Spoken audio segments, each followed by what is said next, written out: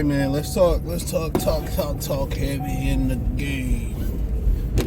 Lions' biggest need post-draft. I think we all know what it is. It's still pass rush, and a lot of publications putting out there that they're going to put a Band-Aid on there and bring back Zadarius Smith. And part of that reason is because Zadarius Smith don't have any strong interest from somebody else. You know, for the most part, he may have to wait until training camp to somebody get injured, which for a veteran, I mean, they don't want to go through training camp regardless. But also, you don't want the uncertainty of not having a job, you know, going into next season. But that's still a concern, and you'll have postseason, post-June 1st cuts, where they still trying to shave the fat around they still want to shave the fat around the rosters and some of the unnecessary, you know, financial needs around the roster and stuff of that nature. So yeah, that's also a thing, man, where, you know, they want to shade the fat on that roster, where you might see some veterans that they might see, some rookies they might like, or there might some veterans that they may want to clear up some cap room, and, you know, they may want to move on from. So yeah, you'll have options. June 1st putt cuts. I mean, you still got guys like Matt Judon out there. I'm not sure if Elise or Lorgie got picked up or not. But it's crazy that Chick-fil-A ain't open on Sundays. Them or Crumble Cookie.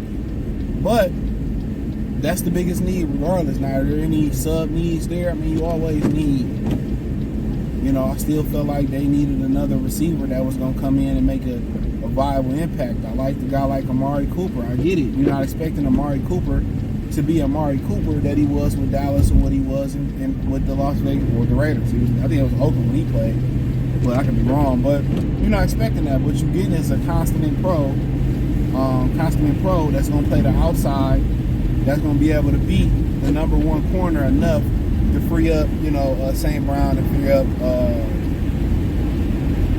Jameson Williams. I think he makes their receiving core that much better. It's just that what he can do on the outside, he's still about 6'2", he's still fast. You know, going to Buffalo, he just didn't have the time to put in with Josh Allen. So, you know, he's a great route runner, punctual. I think that him and very easygoing guy too. I think him and Jared Goff can have a lot of success because he ain't gonna be an asshole to Jared Goff. I think him and Goff can have success that him and DJ Shark had.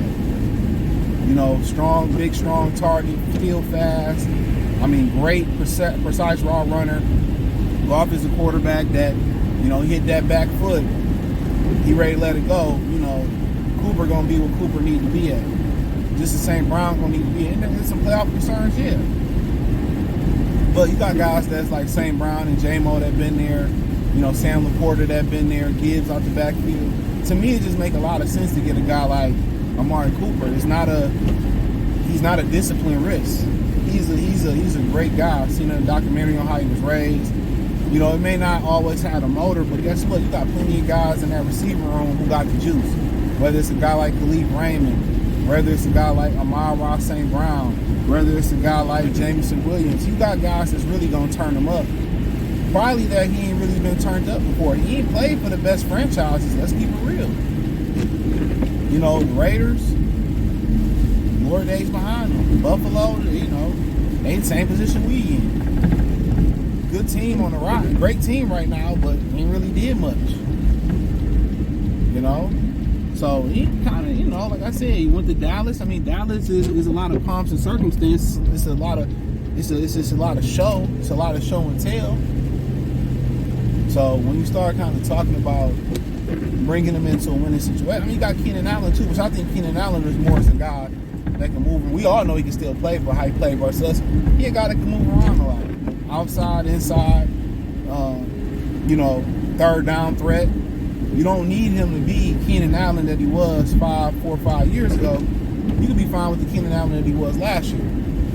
Because you just really need him in critical third down situations. You need him in the playoffs. So, in my opinion, you know, his ability to run routes and his precision, you know, his hands is always going to keep him a job to me. Either or, but I just think from a fit, Amari Cooper from a fit. You need that number one receiver that's going to stop them from doing a lot of. They can't guard the Lions' offense the same way with a guy like Cooper out there. They just can't. A lot of the things the Lions had to do was bunch guys up, move them, put them in motion to get them free. Cooper cleaned a lot of that up. Cooper can get a release on the outside. So now I don't have to move Cooper around. I don't have to bunch him. He can stay on my right. And with St. Brown and J-Mo can just do a whole, and Sam Laporta, it just make a lot of sense. From a football fit, from a culture fit. Now he might not be that dog that they want, but he gonna bring a great character to the receiver room and a lot of experience, great hands, great size, great speed, great precise route running. I mean, only difference between him and Keenan Allen is probably age, and Cooper is really, really great on the outside. That's where he make his home at, and that's what the Lions are missing. Me personally, that's an easy pickup. But outside of that, I just really think they probably missing an emergency tackle. That's what I think they missing, an emergency tackle. They missing a guy, and Dan Skipper kind of playing that left tackle. I just feel like they missing a guy that can kick the right and left tackle, or kick the right and two of them kick the left if something happens. You know, Dan Skipper is been playing the position well. Yes, Dan Skipper is playing, but you just want to have a guy in the cut. And what I'm starting to hear is the Miles Frazier guy is most likely going to be the center and wait. So he's going to be a guy that probably plays center. He played some tackle at LSU. He played all over. He's probably going to be a developmental center behind Frank Ragnow. Okay, it makes sense now. You got the Redledge guy that's going to be your right guard when Graham Glasgow go out. You got Christian Mahogany going to be your left guard. And the biggest question, they said they project Manu to be a guard. I'm starting to think he's projected to be a right tackle. When he's ready, he's probably going to play some guard. He's going to play right tackle, so we're going to kick to the left. So they're already preparing the transition at the offensive line. And one of the reasons you have to prepare the transition to offensive line is one simple reason. It's the simple reason of the fact that you have a quarterback who can't move off the mark. That's the problem. You got a quarterback who can't really move off the mark like that.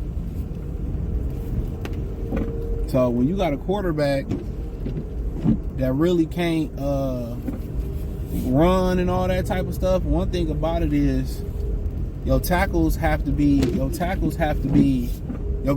to really give a clean pocket, especially if you're talking about smaller quarterbacks or quarterbacks that's not mobile. The one way to hurt them is pressure right in their face. So yes, they have to make sure they have big, strong, physical guards. And what I would like to see them more with this John Morton guy, I would like to see them like pull their offensive linemen a lot more, in my opinion. I would love to see some of those offensive linemen, them do some power O's and get them moving and pulling, and get Gibbs and Dave Montgomery going downhill behind the cavalry in front of them. But really, in my opinion, when I look at it, receiver, edge number one, no particular receiver. And then I don't really know about the tackle position, but I'm guessing Manu's the guy of the future. So really, receiver, edge receiver, and on the defensive side, other defensive side of the ball, I think they find solid corners. No matter what y'all say, they got a solid linebacker core that they like, whether it's Anazzoni, Jack, Barnes, Rodrigo. They solid there. Safeties, they solid. So that's the only real thing I think I see. But yeah, let me know what y'all think. Thumbs up the video, share the video, subscribe to the channel, hit the link in the description. Follow me on X, the link tree. Follow me on X, Instagram, Spotify, Amazon, Kick, Twitch, wherever I'm producing that. Check the other channels out. I got a really cool video talking about the beef that nobody talks about between Sony, PlayStation, and Nintendo coming out. I don't know when I'm gonna drop it. I may drop it Monday. It's a nice 20-minute video on my Goodfella TV channel. Check it out. Peace.